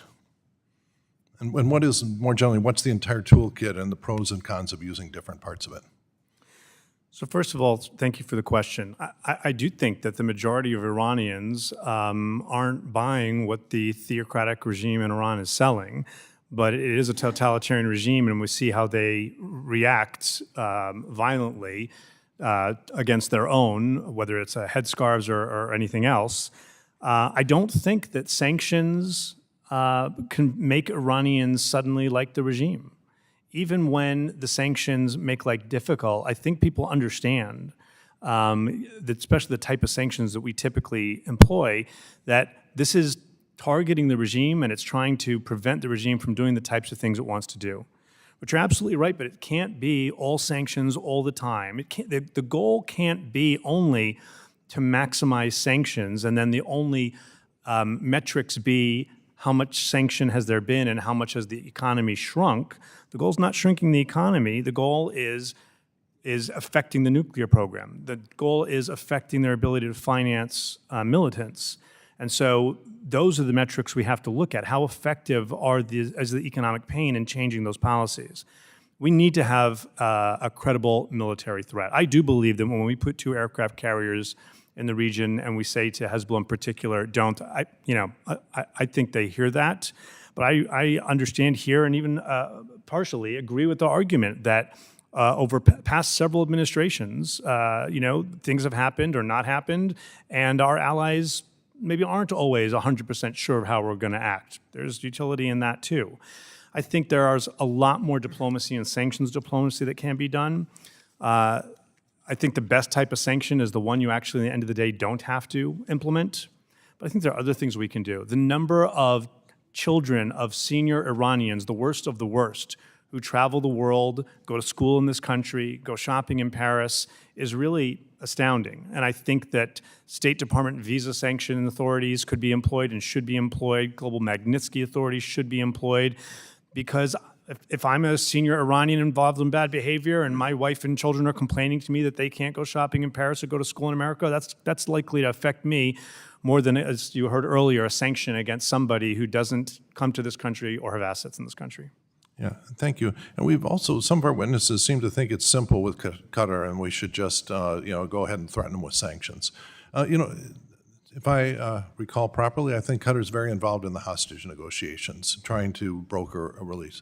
Is this a simple situation or is it complicated? Yes and no. It is both simple that Qatar is on the wrong side of some things here, and simple that so long as Qatar can and is playing any kind of a role to get any of the hostages out, we should let that play out. We've seen this in Israeli domestic politics today, where one senior Israeli official tweeted out, we're grateful for Qatari diplomacy, and another senior Israeli official blasted him for it. I think that once the crisis, please God, settles, and I don't pretend that that's going to happen quickly, then we'll be able to sit back and say, okay, how do we reassess our relationship with Qatar? And I think that some of that's going to have to happen. The idea of allowing the heads of terrorist organizations that carry out these types of actions that victimize so many Americans and so many others is just mind-boggling. And that can't be allowed to stand. Thank you, and I am out of time and yield back. The gentleman from Iowa, Mr. Nunn, is now recognized for 5 minutes. Thank you, Madam Chairwoman, and thank you to this panel for being here to talk about the Iranian regime and their specific support of terrorism. As a former counterintelligence officer for nearly 2 decades, I have personally witnessed the hostile acts coming out of Tehran, specifically targeting its partners in the region, most recently those innocent individuals in Israel. So let me be very clear at the start of this. The Ayatollah, terrorist groups within the IRGC, and the vile members of Hamas, the United States is never going to falter in our support for Israel or the protection of the homeland. Unless you make an informed decision to stand down, I can guarantee that those members on this panel, both Republican and Democrat, are prepared to assert a maximum pressure campaign of our own. So I want to thank all the witnesses for this committee, and as an Air Force guy, we're going to go A-10 style and really rapid fire these questions. I'll begin here with Mr. Noronha. Working with our chairman, Blaine Luetkemeyer, the head of the National Security Subcommittee, we have written a bill, and I'm proud to lead, the Revoke Iranian Funding Act. This works with members on both sides of the committee to be able to address an effort led also by Senator Tim Scott in the Banking Committee to permanently freeze the $6 billion in Iranian assets. It enhances the transparency to bolster global security interests, and it restricts access to other means of terrorist financing. So, Mr. Noronha, let's be very clear here. Is Iran selling medicine and other humanitarian aid for terrorist financing? Yes, it is. Is Iran falsifying official documents to obtain terrorist financing? Yes, it has. Has the Turkbank cooperation in facilitated the fraudulent documents to empower Iran proxy forces through financing? Yes, it has, and there's U.S. government documentation of it. Is Iran the key provider of weapons and munitions to Hamas today? Yes, it is, sir. Is the IRGC, the Iranian Revolutionary Guards Corps, responsible for training and equipping Hezbollah? Without a doubt. In the last week alone, Iran is responsible for enabling 14 attacks on U.S. forces in the Middle East. Is there any reason to believe that Iran has not been direct in both training and equipping these attacks? They are 100% responsible, sir. Then do you agree that it would be insufficient to simply do what the administration now is doing as pausing the distribution of funds, but that Congress should enact legislation to permanently freeze Iran's access to any of the $6 billion that could go forward if left unchallenged? I believe it is vital that the Congress work to freeze those funds. I believe your bill and the bill with Senator Scott would absolutely be necessary for that, and thank you for your leadership on it. I appreciate you saying that. I'm now going to turn to Mr. Goldberg. Does the U.S. have a sanctions enforcement problem with Iran? We have a sanctions non-enforcement problem with Iran. In fact, I think you said it very clearly. We have gone from maximized pressure to maximized deference. So I want to be very clear here. The Biden administration, including our friends at the State Department, have obviously turned a blind eye to many of the sanctions violations. I'd like to look beyond. If the State Department's not going to do their job, what ways can Congress incentivize our partners or legal institutions to report on Iranian sanctions violations to hold these bad actors accountable? Yeah, Congressman, thanks for the question. I think there's legislation on this, and you can expand on it. At this point, the administration is violating the law intentionally, knowingly. You should subpoena documents if possible. Oversight should work with you on that as well. Any communications with the Chinese to give them direction to continue to import at such levels. You cannot go 1 million barrels per day increase like this without it being an intentional, willful policy. So anything you can do to force the administration to show you the targets that they're sitting on at the Treasury Department, which must be pretty tall at this point, from non-enforcement and all their communications with any other parties involved, including the Chinese, would be very important. So let's talk about the real moneymaker in the room, Mr. Brodsky. Let's talk specifically about illicit Iranian oil sales. Is this the most lucrative source for Iran's current funding source to terrorists? Yes, it's been $80 billion since 2021. You talk about a ghost armada, or the use of illicit ships to transfer oil and other petrochemicals. How would we best combat that? Well, we need to start sanctioning the vessels in that 353 group of vessels that are as part of the Ghost Armada. These vessels can now use ports because they are not sanctioned, and that's a very big problem. Who is the biggest provider of Iranian oil to other countries? Under what flag do they fly? Panama. How many of these ghost ships are directly chartered to Panama? Do we know? Well, Panama has actually, in the Ghost Armada itself, has flagged 47% of that Ghost Armada.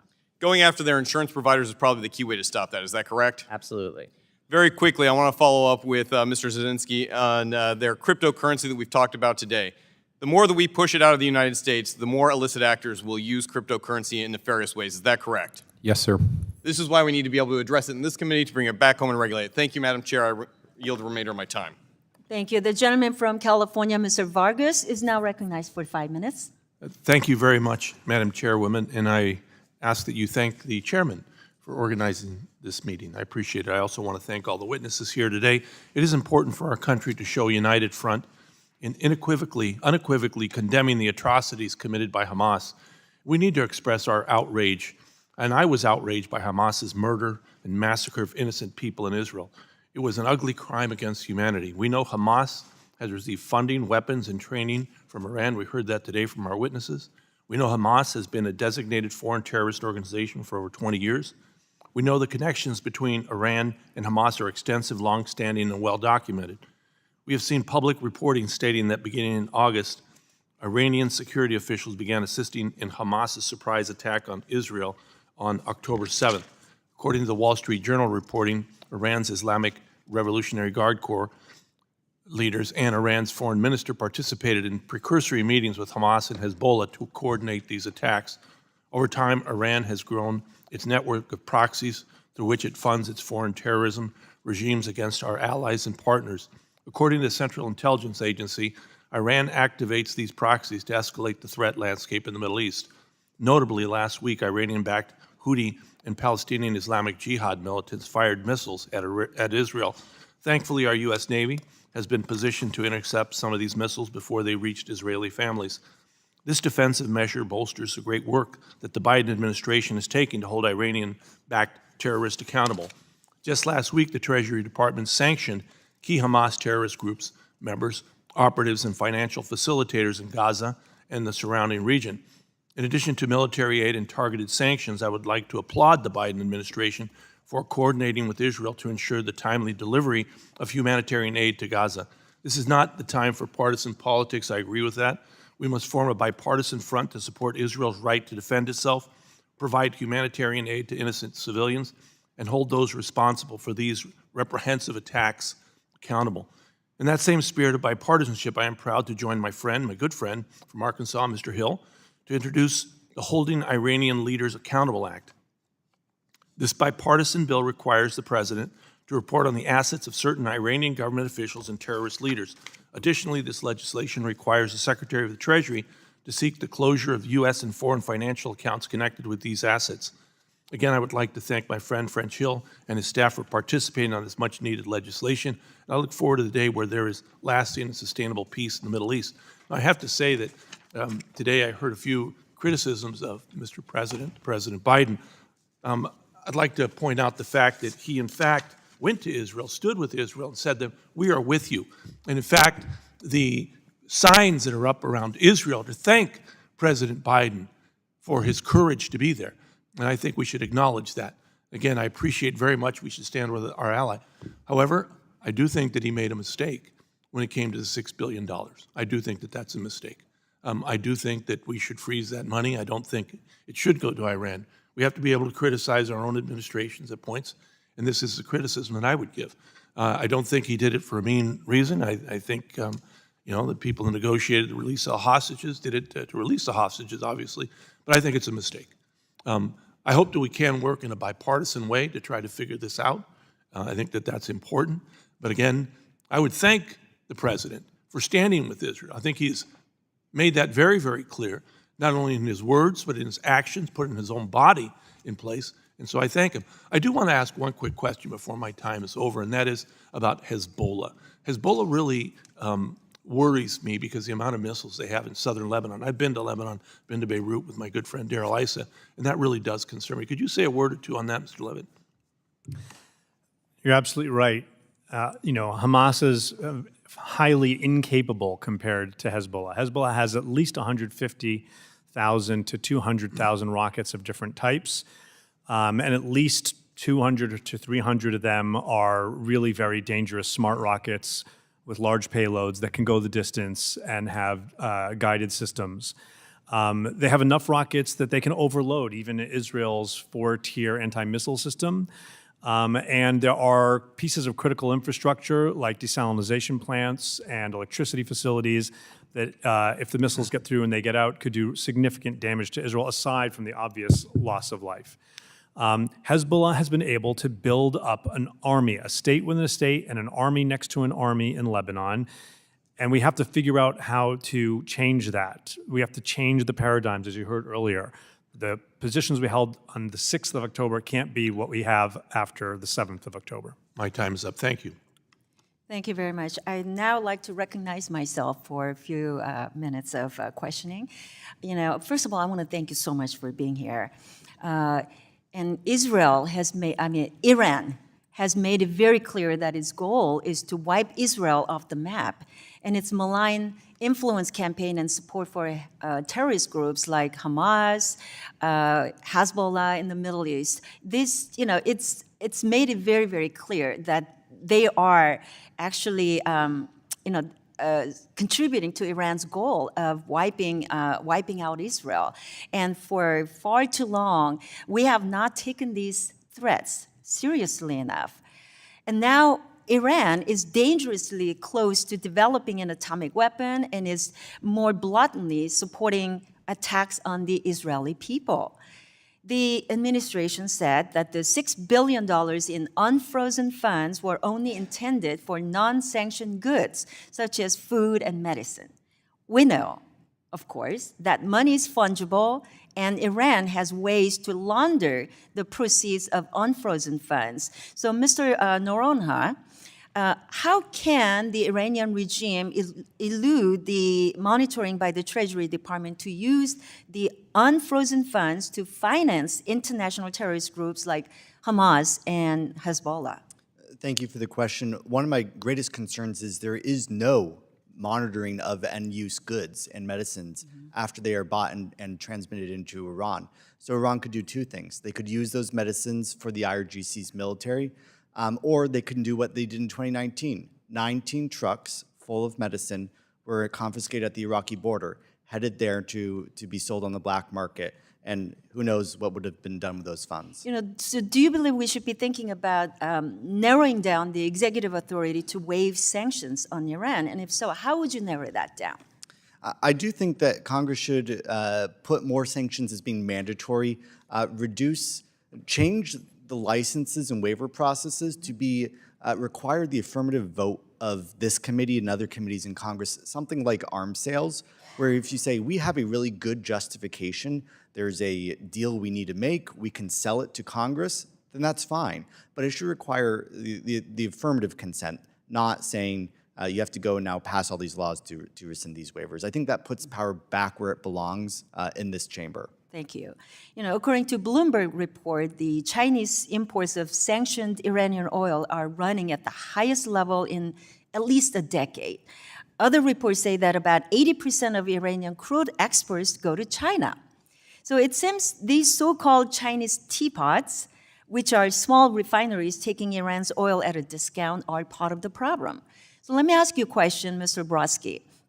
In your written testimony, you state that Iran has generated approximately $80 billion in revenue from oil sales since Biden administration took office in 2021. So in your view, what can we do to reduce Iranian crude exports going to China? And obviously, our goal here is to stop the Iranian regime from funding international terrorist organizations. Yes, it's a very good question. First, as I mentioned before, given that the Islamic Republic has violated those informal understandings that it reached with the Biden administration by attacking U.S. forces in Iraq and Syria, now is the time to really enforce our existing sanctions, especially on the teapot refineries, Chinese banks, Chinese entities. We have not been doing that. I think that if you look at the State Department, they have been saying that we raise the issue of Chinese oil purchases from Iran in our diplomatic conversations. Well, diplomatic conversations are not sanctions enforcement. And this is the same answer that they've been giving for a couple of years now. So I think the time has come for a more aggressive approach. Thank you. Let me come back to you, Mr. Noronha, for one more question. Iran has over $6 billion in reserves held in IMF special drawing rights. The SDRs represent unconditional liquidity. So could you describe some of the risks we face if government in Tehran were able to convert these holdings into hard currency? If Iran got access to $6.7 billion today, it would not go to the Iranian people. It would go to the regime's most immediate needs, which is advancing its terror plots. Having access to that currency is gold for them because their terror proxies don't want Iranian rial, they don't want Iraqi dinar, they want dollars and euros. And that's the fastest way for them to get that is through these special drawing rights. That's why I think it's imperative that Congress work with the Treasury Department to make sure that never happens and that they don't get the next round of special drawing rights the next time the IMF gives a round. Thank you. I know my time's up. The gentleman from New Jersey, Mr. Gottheimer, is now recognized for 5 minutes. Thank you so much, Chairwoman. Sir, thank you, and I really appreciate you having this timely hearing. On October 7th, on Shabbat and the 50th anniversary of the Yom Kippur War, as we all know, Iranian-backed Hamas terrorists invaded Israel, slaughtered Americans and 1,400 innocent Israelis, injured thousands, pulled men, women, young children, and grandparents from their homes, take them hostage. We know how gruesome it was. In 1979, I was 4 when Iranians took 52 American diplomats and citizens hostage, and nearly 5 decades later, my young children have now witnessed the brutal and senseless hostage-taking and killing of Americans and Israelis, and they remain hostages, as we know. Americans are hostage, as well as Israelis. Dr. Levitt, what else can we be doing as policymakers to ensure that my grandchildren don't experience something similar? I know that's a very big question, but in the short run, what do you think we should be doing from a policy perspective right now? I think there are 2 things. The first is, I really do think that there's no excuse for not having secondary sanctions on all foreign terrorist organizations. We have them on Hezbollah, we don't have them on others, and it would give tremendous leverage to sanctions diplomacy when we go to countries like Turkey that are not doing enough on already U.S.-designated investment companies of Hamas, and that's just one example. But I think more broadly, we really need to move beyond a siloed approach. When it comes to an adversary like Iran that's doing multiple really big, bad things at once, I understand, I appreciate the need to focus on the Iranian nuclear file. I was at Treasury when we came up with the original sanctions program. But it can't only be that. What we've seen in the past few weeks is the way Iran, at fairly little cost, and unfortunately, 0 political cost, can bring the entire region to the brink of regional war. And so we have to have a smarter policy. And then it's not just Iran. We have to be able to have a more honest conversation with Qatar, with Turkey, with other countries in the region, so that they understand that this is unacceptable. When a Hamas terrorist involved in a suicide bombing years ago in Jerusalem that targeted Israelis and Americans is able to live freely in Jordan, who's a very close ally, that's a problem. Agree. Thank you. Part of standing with Israel obviously means ensuring that we isolate and punish terrorist organizations, as you point out, like Hamas or Hezbollah, by cutting off their financial resources, which is critical. I was very proud to lead the bipartisan Hamas International Financing Prevention Act with Representative Mass of Florida, overwhelmingly passed out of the Foreign Affairs Committee last week. It imposes sanctions on foreign persons, agencies, and governments that assist Hamas, Palestinian Islamic Jihad, or their affiliates.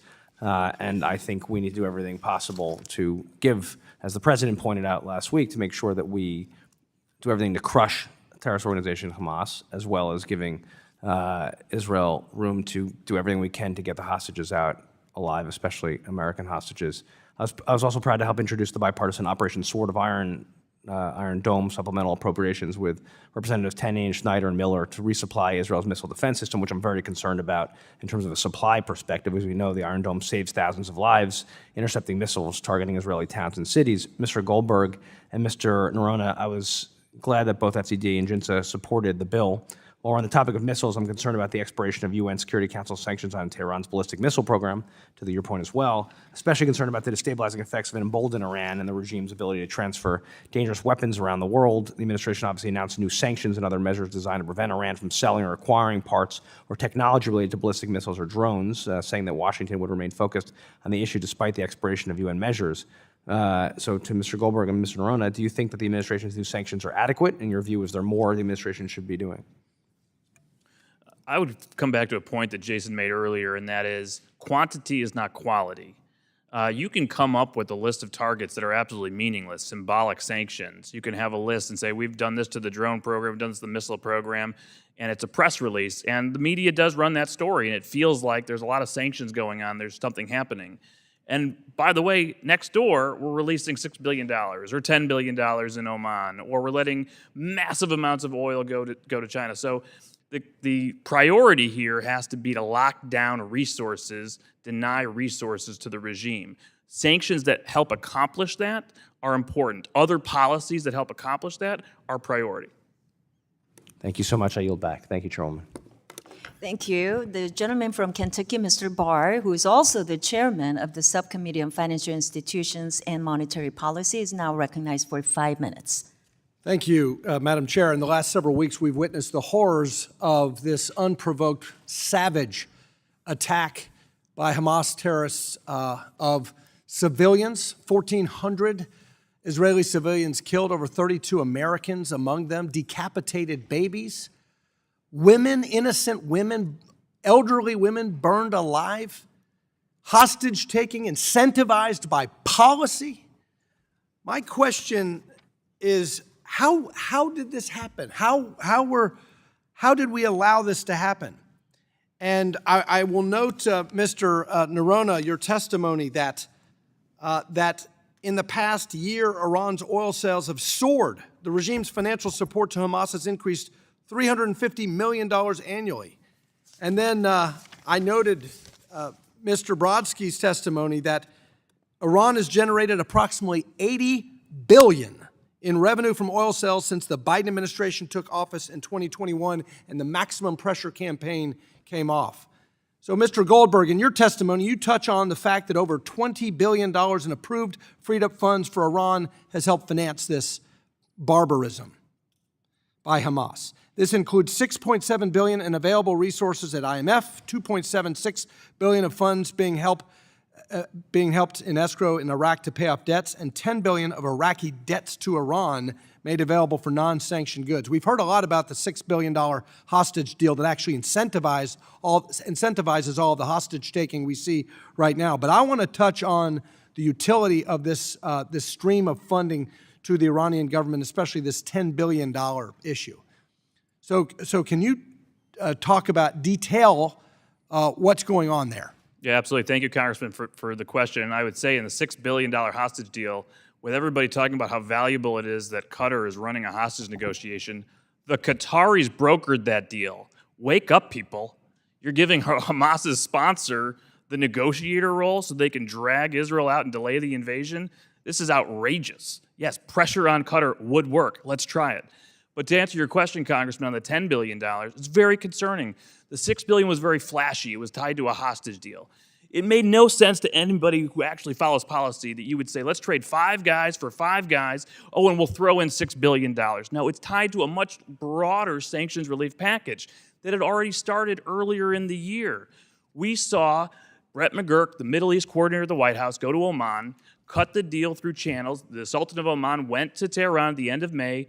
The Iranians clearly accepted whatever offer was sent. Early June, we started seeing reports in Haaretz by one of the most prominent journalists there from Israel leaking out the details of the deal. And then suddenly we see $2.76 billion out of an escrow account in Iraq making payments for various Iranian debts. Well, I guess the Iranians didn't like that arrangement. It was going too slow or something. We have no details or briefing from the administration to know. So suddenly in July, a waiver comes up to Capitol Hill, a waiver that a lot of people haven't seen.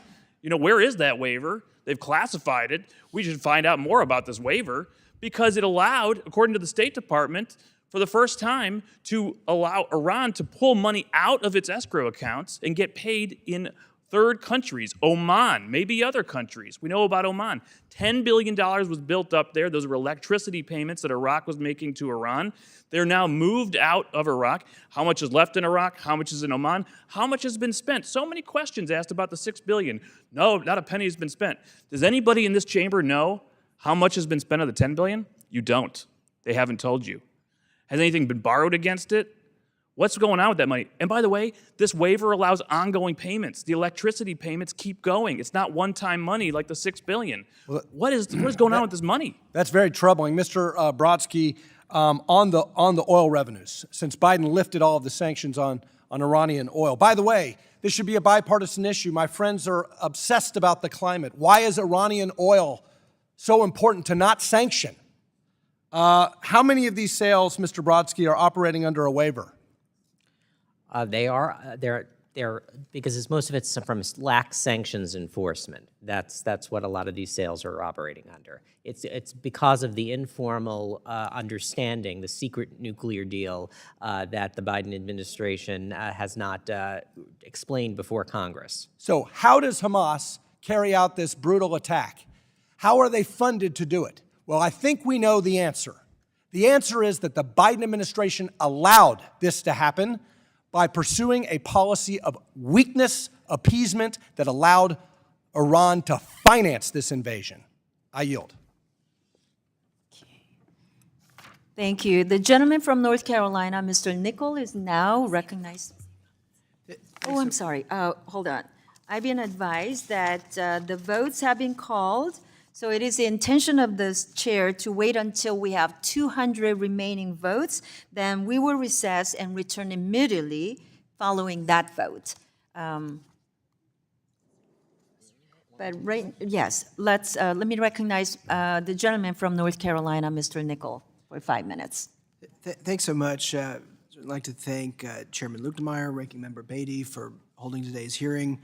Glad we can do this in a bipartisan way and focus on this issue. And thanks so much to our witnesses for joining us today.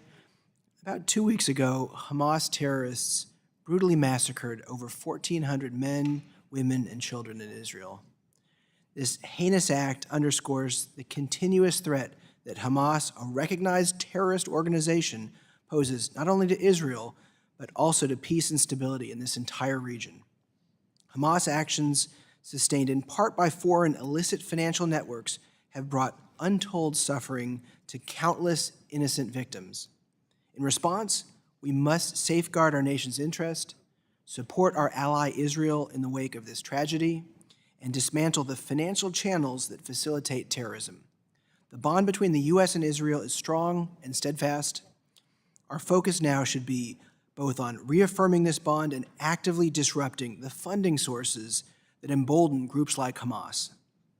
Dismantling Hamas is essential not only for the security of Israel, but also for the well-being of Palestinian civilians.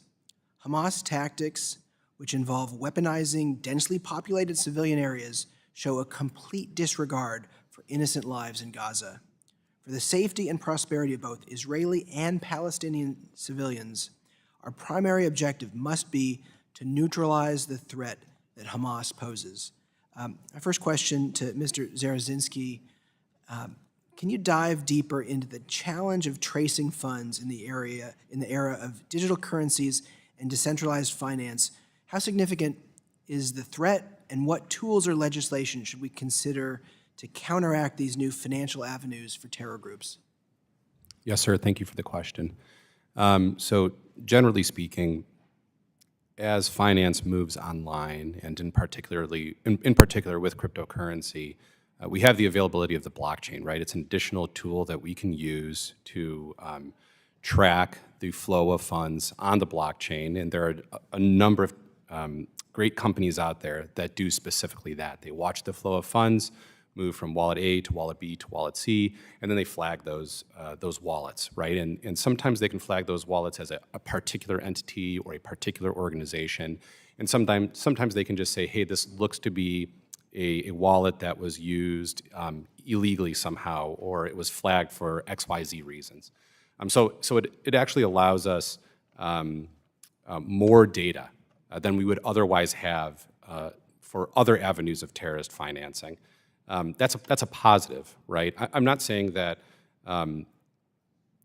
there's a full solution to this problem, right? But if you compare the data available for us to track terrorist financing using cryptocurrency, vice using Hezbollah, for example, right? We have no idea how much is used for, in Hezbollah, we have no idea how much is used for trade-based money laundering, for example. Actually, earlier today, I Googled how much Hamas raised through trade-based financing, and the only articles that were there were articles on cryptocurrency. And it just goes to show that at least we have a number, right? And there's debate on what that number is, but there are a lot of tools available, from Inca Digital's tools to the forensics companies, that the U.S. government currently uses to track that financing, and they're only getting better. So, given that many of the challenges originate from unregulated foreign entities, how can the U.S. ensure its regulations are effectively enforced? So I'm not going to comment on policy. Ultimately, I'm a tech CEO, but here's what I'll say. What we need to do is we need to bring crypto markets back on shore. It is literally a zero-sum game. The more liquidity that is offshore, that is outside of U.S. jurisdiction, that's a bad thing. We need to bring that liquidity onshore, where we can regulate it, where we can work with law enforcement, where those organizations are responsive to law enforcement. The more that we bring onshore, the less liquidity bad guys have to launder money globally. Thanks so much. I'm running out of time here, but we'll follow up with the remaining questions. I'm going to recognize a gentleman from Illinois, Mr. Kasten, for 5 minutes. Thank you, and glad to be sneaking in under the wire here. Appreciate you all being here. Last week on October 17th, Senator Warren, Senator Marshall, and I led 102 lawmakers in a bipartisan, bicameral letter to Treasury raising concerns about some of these reports that we've mentioned about the use of crypto in financing Hamas and Palestinian Islamic Jihad. Those reports have indicated more than $130 million of funding. I think several of you have mentioned that the former Secretary of State Pompeo, who was never one to understate the threat of Iran, had estimated in 2020 that Iran provided $100 million. So we're talking comparable orders of magnitude of funding coming in from these channels, and I hope we would provide comparable levels of attention. Among what was seen in those reports, this isn't just us talking, the Israeli Defense Minister Yoav Gallant said the use of digital currencies is making the job of stopping terrorist financing ever more complex. The executive director of the Israeli National Cyber Directorate said in this period of war, cryptocurrency is a major issue for financing terror because there are no other options. And it's also been reported that Hamas is increasingly turning to mixers to generate crypto addresses that obscure the value. With respect to the last comment, as long as we have mixers and anonymous wallets, the blockchain is just a really bad accounting system. Let's not overstate what it does if you can provide those holes in it. I'm proud that the letter was bipartisan. I am sorry that we did not get any of my colleagues across the aisle in this committee to join the letter, but we were pleased to see that the day after the White House or the Treasury received that letter on October 18th, Treasury's Office of Foreign Assets Control issued sanctions on BuyCash, the digital asset exchange located in Gaza. And on October 19th, FinCEN announced a proposed rulemaking to specifically identify these asset mixers as a class of transactions of primary money laundering concern. And that rule would require financial firms to report information about transactions that involve suspected crypto mixers. Mr. Noronha, just starting with you, in rolling out that proposal, FinCEN said, the lack of transparency surrounding international mixing activity is an acute money laundering and national security risk. Do you agree with that statement? I do, yes. Good. Makes my job easier here. There was also, in April of this year, the Treasury Department released a report entitled Illicit Finance Risk Assessment of Decentralized Finance, and recommended that we strengthen our anti-money laundering and to counter financial terrorism by closing identified gaps in the Bank Secrecy Act, which currently can allow existing DeFi services to fall outside of the scope of the BSA's definition. Again, Mr. Noronha, would you agree that we need to identify those gaps if we're going to shut down sources of terrorist finance? We do, and if I can elaborate very quickly, Iran has been under the blacklist of the Financial Action Task Force since February 2020 because they refused to ratify the Palermo Convention and the Counterterror Financing Convention. It's an active decision in the regime to not be in compliance with any of these things so they can fund Yeah, Hamas. no, and I appreciate that, and one, it's probably more than we could get into here. I think we still have to do a lot of work to figure out, okay, if 130 million came to Hamas, it's fairly easy to say, well, let's pay the money to somebody else, we'll transfer material over here. I think we're just at the beginning of tracking where those flows are. But I'm glad you agree we need to strengthen the BSA. We will be introducing a bill that Senator Warren has already introduced on the Senate side to do that over here. I'm hoping we will get some bipartisan support this time, because I think, as all of you have mentioned, this is a bipartisan issue, and our goal is not to cripple the people of Iran. Our goal is to cripple Hamas, and if they're getting funding from any source, let's go through and hit all of that. I would also just put a request into this committee that we've had long conversations about the cryptographic industry and lots of bills, and it is a tragedy that it took October 7th to have this conversation. But I would truly hope that we can revisit some of the bills that we have passed on a partisan basis out of this committee that, among other things, provided a safe harbor for the crypto industry so that it doesn't have to comply with AML rules. That was a bill led by Mr. Emmer, Mr. Davidson's bill to prohibit regulation of all self-hosted wallets. This is a real problem. And either we agree that we don't want to launder money, or I don't even know what the or is there. But let's at least take this to put a call in. Congressman, Mr. Goldberg, I say I have 25 seconds. I agree with you, and I would recommend to you, we'd love to work with you on this report that I co-authored earlier in the year, The Underside of the Coin, where we identified all the threats you're talking about, mixers, coin joiners, privacy coins, and also ensuring that they use technology to identify hops between mixers and before they cash out. And if we can actually use secondary sanctions to enforce what we also try to apply in our own domestic regulatory market, we could do a lot of good for national security, sir. Well, yeah, please reach out, because I think we can do much better than we have on this topic. Thank you. I'll yield back. Thank you. The gentleman from Michigan, Mr. Huizenga, who is also chair of the Subcommittee on Oversight and Investigations, is now recognized for 5 minutes. Thank you, Madam Chair, and I think now this really is getting under the wire. I'm going to go quickly. Mr. Noronha, you're familiar with the $10 billion Iraq paid to Iran in exchange for the electricity, correct? Yes, sir. Okay. Madam Chair, I would like to ask unanimous consent to enter into the record this unclassified report from the State Department produced to this committee entitled Report to Congress on Renewal of Iraq Sanctions Waiver for Electricity Payments and its Associated Waiver Determination. So I'm assuming that would be okay, Madam Chair? Okay, thank you. So, Mr. Noronha, are you familiar with the waiver determination and the reports to Congress like this one I just mentioned? Yes, sir. I used to draft them from the State Department myself. Okay. Can you explain how a waiver authorizing a funds transfer is different from other 120-day sanction waivers and why it's required? Under existing law passed by Congress in 2012, the administration is able to allow a country, say like Iraq, to do bilateral trade with a country like Iran, but they're not allowed to set up an account in a foreign country or allow other countries to convert those funds unless those countries are also given a waiver. But they would have to meet certain qualifications in order to do so. Okay, and that was the 2012 NDAA? Yes, sir. That with those provisions? Section 1245. Okay. So the report states at the end, quote, the Secretary also certifies that France, Germany, and Oman faced exceptional circumstances preventing them from significantly reducing purchases of petroleum and petroleum products from Iran, close quote. Have you seen similar language in waivers citing the national security exception? That language, to me, sir, seems at odds with reality. France, Germany, and Oman do not purchase Iranian oil products or petroleum products. I've never seen language drafted like that, and that seems to me to be trying to circumvent something. It's been done like that with a country, say like South Korea, which was attempting to reduce its imports of Iranian oil over a period of a year and was finding difficulty to do so. France, Germany, and Oman are not in that category. Yeah, the one that stood out to me was Oman.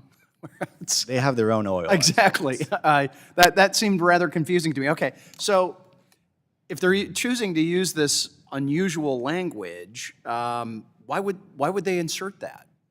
Why would they put that into I can this only paragraph into this surmise document? that the Iranians don't want Iraqi rial. They want euros because Hamas and Hezbollah want euros.